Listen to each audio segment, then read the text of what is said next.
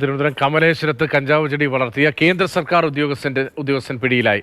AG's ഓഫീസിലെ ജീവനക്കാരനായ രാജസ്ഥാൻ സ്വദേശി ജതിൻ താമസിച്ചിരുന്ന വീടിന്റെ ടെറസിൽ നിന്നാണ് 5 കഞ്ചാവ് ചെടികൾ പിടികൂടിയത്. രഹസ്യ വിവരത്തിന്റെ അടിസ്ഥാനത്തിൽ എക്സൈസ് സംഘമാണ് കഞ്ചാവ് പിടികൂടിയത്.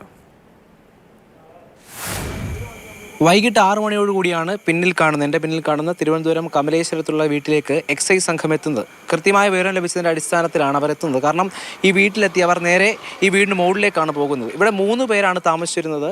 3 പേരും അന്യ സംസ്ഥാനങ്ങളിൽ താമസിക്കുന്നവരാണ്.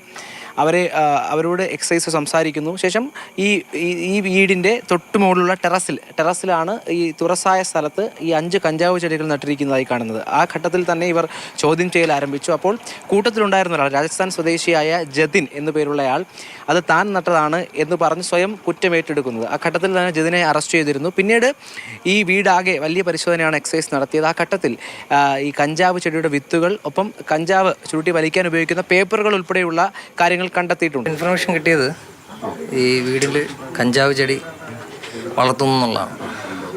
അപ്പോൾ ഞങ്ങൾ വന്ന് നോക്കിയപ്പോൾ ഈ ടെറസിൽ ഒരു ചെടിച്ചട്ടിയിൽ 5 കഞ്ചാവ് ചെടികൾ നിൽക്കുന്നതാണ് കാണുന്നത്.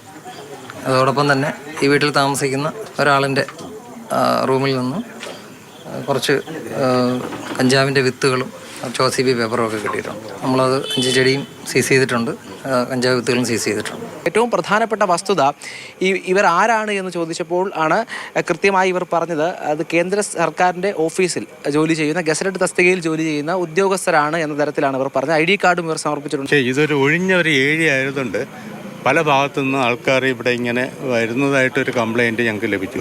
അപ്പോൾ ഞങ്ങൾ അസോസിയേഷൻ്റെ ഭാഗമായിട്ട് ഒരു മെമ്മോറാണ്ടം ഇവിടെ പൂന്തറ സ്റ്റേഷനിൽ കൊടുത്തു. ജതിനെ കസ്റ്റഡിയിലെടുത്ത് ഇപ്പോൾ നിലവിൽ എക്സൈസ് സംഘം കൊണ്ടുപോയിട്ടുണ്ട്. കൂടുതൽ ചോദ്യം ചെയ്യലിന് ശേഷമാകും വിവരങ്ങൾ പുറത്തു വരിക. പ്രേംശശിക്കൊപ്പം രാഹുൽ ജി നാഥ്, മാതൃഭൂമി ന്യൂസ്, തിരുവനന്തപുരം.